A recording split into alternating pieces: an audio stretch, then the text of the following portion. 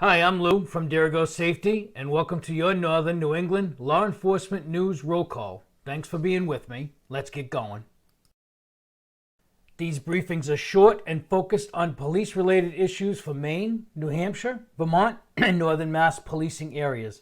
They're designed to have information that you might not yet have heard or perhaps find interesting. Well, summer is upon us. We have remembered the lost and those that have served during our Memorial Day remembrances in Vermont.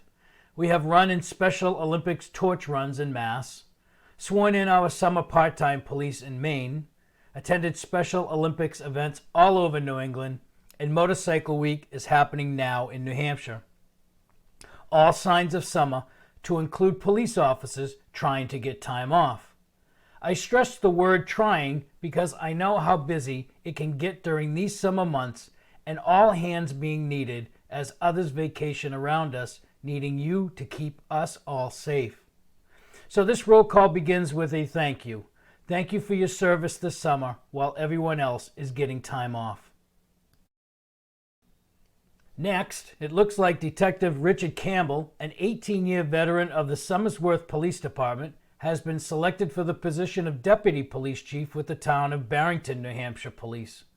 Well done and good luck, Deputy Chief Campbell. Since 1982, the police in Vermont have been investigating the baby doe death of a newborn in Northfield, Vermont. 42 years later, and using DNA, the boy has been identified, and thanks to the continuing efforts of the Vermont police, this case led to Maine, where together with the Maine police, they were able to unravel his true identity and what happened.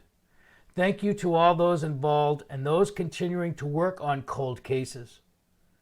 While in Maine, I see that they are accepting applicants for new DRE or drug recognition experts. The application deadline is August 2, and those accepted will attend the IACP class sponsored by the Maine Bureau of Highway Safety.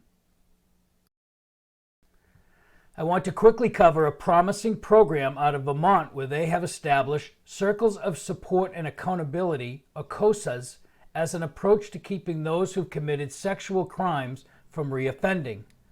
COSAs are made up of volunteers who meet regularly with those coming out of prison after their sentences for serious sex crimes. These volunteers meet with the offender once a week for a year. They offer encouragement, advice, and watchful eyes, helping the offender with goals they've set for moving back into the community offense-free. Every quarter, an outer circle, including their probation and parole officer, substance abuse provider, family members, and friends, get together to share their perspectives with the impacted person. In the United States, only Vermont and Minnesota have built COSAs into their state reentry policies. The results have been remarkable, with the vast majority of those with a past sexual crime not reoffending for not just sex crimes, but not reoffending for all other types of criminal behavior. There is much, much more to this, and soon it will be likely coming to your state as well. Vermont COSA's advocates are mystified as to why other states have ignored its results so far. This is a good place to showcase what might be possible.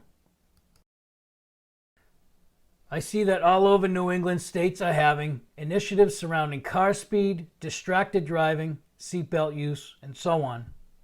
New Hampshire had over 60 drivers caught in just a few days last week that were over 90 miles an hour, with at least 8 of them over 100 miles an hour. The local FBI will be looking for National Academy applications throughout July for their next open classes. I also read that marijuana has passed alcohol for top daily use drug. 38 states have legalized or decriminalized marijuana, and this shift in law and attitude is being reflected with this survey on its popular use. Changing trends means that we also need to adapt with better recognizing signs of marijuana impairment and underage use. The region is also being hit with a rash of stolen cars. Dealerships are being targeted in New Hampshire and Mass. Video shows the thieves being dropped off close by and wearing hoods and gloves to help thwart detection. They walk over to the dealership lots, break the windows of the target vehicles, and drive off. Published reports state that they do not have keys and are likely to hit dealerships close to the highways to make for a quick getaway. Granite State Police Career Counseling will be hosting the 2024 Leadership Symposium on July 31st in Windham, New Hampshire. This lineup is still being formed, but right now we'll have Greg Stobbe, who is a presenter at the FBI National Academy and is a wounded warrior from the global war on terrorism in Afghanistan. Learn more about his and others' leadership during Operation Medusa, fighting overwhelming numbers of Taliban. Comedian Justin McKenney will also be there, along with Commissioner Helen Hanks of the New Hampshire Department of Corrections. Chris Gandia, a senior research associate for Officer Wellness and Safety and a retired police commander at the Manchester-Boston Regional Airport, will also be there. Methuen, Mass. Will begin to embed a crisis intervention team into the police department's response to mental health calls. They will also be participating in the IACP One Mind campaign that requires at least 80% of the officers to complete an 8-hour mental health training session, while an additional 20% need to complete at least 40 hours of mental health training. Congratulations, Lieutenant Ethel Ross, for your promotion to lead the State Police Major Crimes Unit in Southern Maine. It looks like every sworn officer at the New Hampshire Department of Corrections will be getting body-worn cameras to help them document their interactions with inmates and visitors of the prison, as well as the secure psychiatric unit. I also learned that the Merrimack County, New Hampshire Department of Corrections just had promotions, so a shout out and thank you to Sergeant Payne and Bliss for taking on your extra duties as sergeant. In the Department of Something New for me, I see that the Seacoast, New Hampshire Emergency Response Team took first place in the Northeast Negotiators Challenge. This 2-day, 7-hour mock scenario tested the negotiators' ability to use best practices and tactics to respond to a series of tests. Thank you as well to Anna Maria College for hosting this event involving 8 other tactical teams in New England. Some brand new training titled She Leads will be a collaborative skill-building journey spread over 3 intensive days in September, October, and November this year in Maine.